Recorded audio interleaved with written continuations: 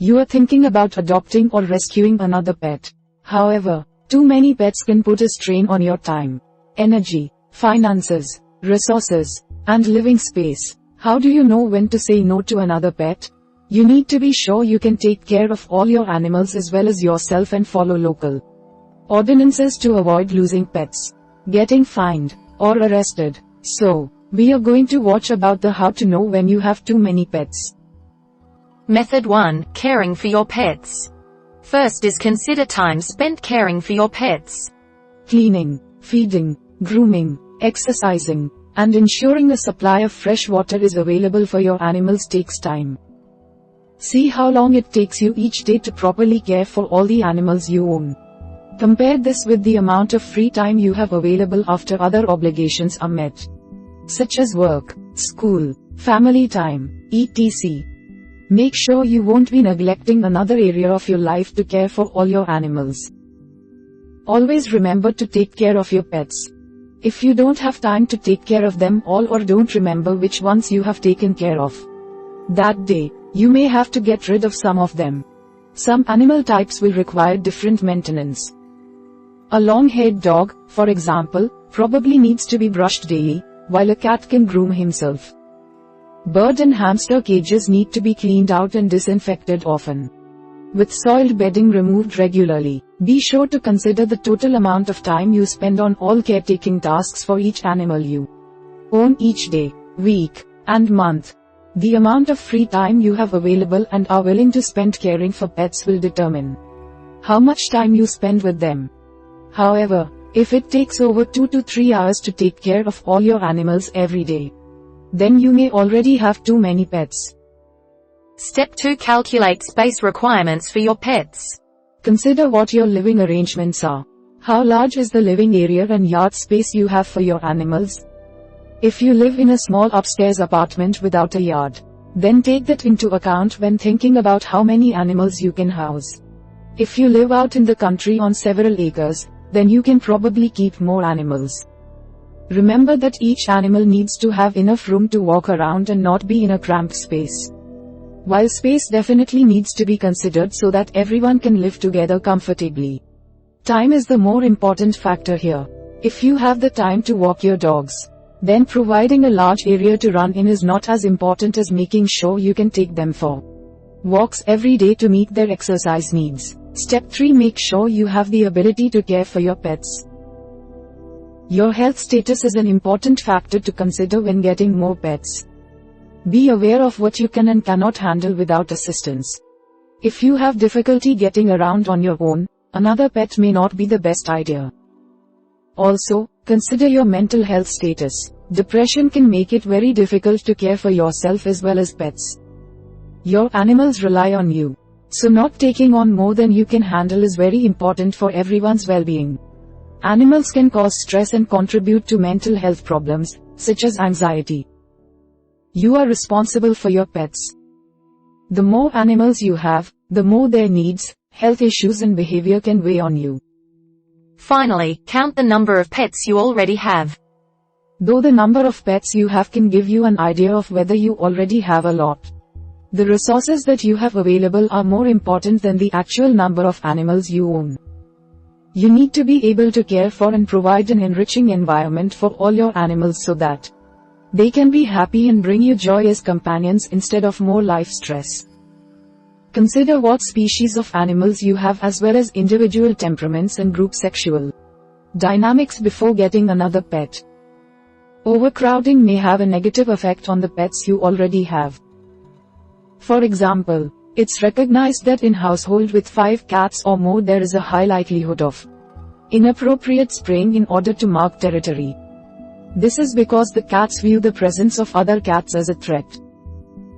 The more cats, the bigger the perceived threat. So consider whether or not it's fair to take on another pet if it adds to the stress of your existing pets. If you can't count all your pets, or lose count, you have too many pets and shouldn't get any more. While some people may look down on a person with 10 cats, as long as the owner can provide a sanitary place to live, afford medical care and emergency services for each cat as well as meet their own needs and pay bills, then there isn't a problem. The pack mentality can increase as you get more dogs. And this can cause more behavioral problems because the social dynamics become more complex and your ability to give attention to each animal is lessened. Mixing male and female animals can increase competition. Hormones, territorial tendencies, and breeding behavior all contribute to problems you will have to deal with. Keep this in mind before adding new pets to the ones you already have. Method 2. Paying for your pets. First is create a budget. Write down your expected expenses and income for the month. Use bank statements, receipts, and bills to help determine what you're spending every month. Include your house or rent payment, car payments, insurance, groceries, gas, utilities, and other spending. Be sure to include all the expenses related to your pets, such as food, grooming, toys, bedding, supplies, medications, and healthcare costs. Doing this will allow you to see how much you are spending on your pets every month. Consider how adding another pet will change these numbers. Is it something you still want to do? Step 2. Consider what you could spend your money on without pets. Looking at the numbers. What could you afford if you didn't have so many pets? Look at yearling savings as well as monthly. This can really show you whether another pet is worth it or not. If you didn't have pets, could you increase your entertainment costs or pay for a car? Could you take that trip you've been wanting to take? Now, think about the monthly and yearly costs associated with getting another pet. What will you have to cut out of your budget and lose? Step 3. Make sure all your needs are being met. Don't skip meals to pay for your cat's litter. Make sure you get the nutrition you need and can pay your bills on time. If you're regularly making late rent payments or not going to the doctor so you can buy your dogs food, then you probably don't need another pet. Finally, pay for medical care. Medical care for animals can be expensive, sometimes thousands of dollars a visit. You'll want to be able to save up money regularly in case you need to pay for emergency care or buy prescription medications for your animals. You need to be financially prepared for each animal that you own. Keep up to date with shots. Many young animals need a series of vaccinations the first year and regular rabies vaccinations. After that, if you have multiple animals, pet insurance may be a good option. Be sure you can make your payments every month and pay any remaining balances for each pet. Method 3. Following rules and laws. First is find out what the rules are. Your apartment or neighborhood may have rules that dictate the size, breed, and number of animals you can have. Check your lease. Talk to your landlord or your neighborhood association to find out if there is a limit to how many animals you can keep on your property. Step 2. Check city, county, and state laws.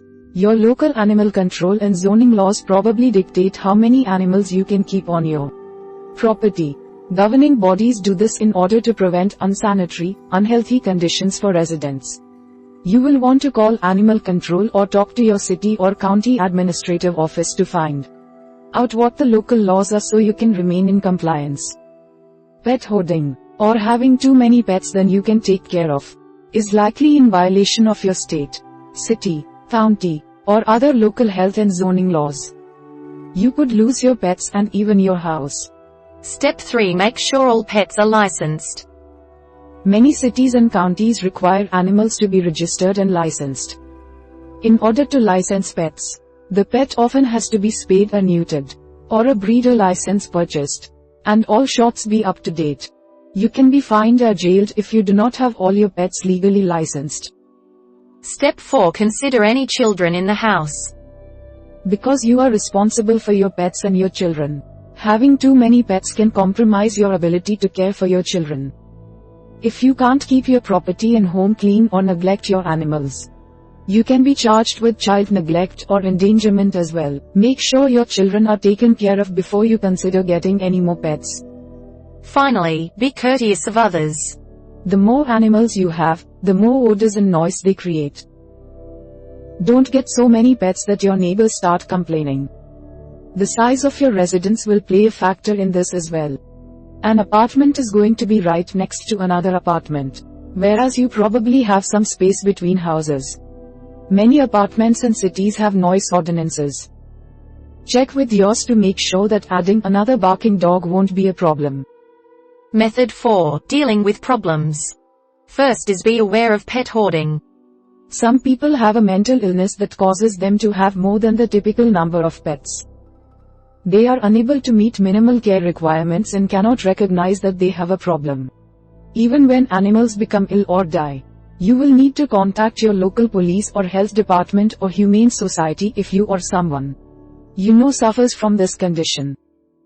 The unsanitary conditions of pet hoarding also negatively affect the community by increasing the risk of fire, creating poor air quality, attracting pests, and encouraging the transmission of infectious diseases. It is in your best interest to report suspected pet hoarding cases. When animals do not have access to enough food, live in unhygienic conditions, or don't get medical care, it's considered to be animal cruelty. If you suspect you may be a pet hoarder, seek professional help right away. Step 2. Find a new home for excess pets. If you find that you can't support the pets you have or take care of them, then you need to give up some of them. You and your animals all deserve to have a good quality of life. If you can no longer give them the attention, time, space, or provide the food or medical care that they need, you must allow them a chance to get the care they deserve with someone else. Friends, family members, and co-workers might be able to take one off your hands. If not, there are many rescue groups, shelters, and animal sanctuaries that can help. Put an ad up in your local paper, at a local pet shop, feed store, or on an online site like Craigslist. Com for the animals you need to give up. Finally, volunteer or give money to support animal rescue groups or shelters. If you can no longer take care of extra animals, you can still help out in other ways. Support documented 501. C3. Corporations with a reputation for providing high-quality animal care however you can. Your local shelter can always use your help as well. We hope it is useful to you. Please subscribe to our channel to upskill yourself.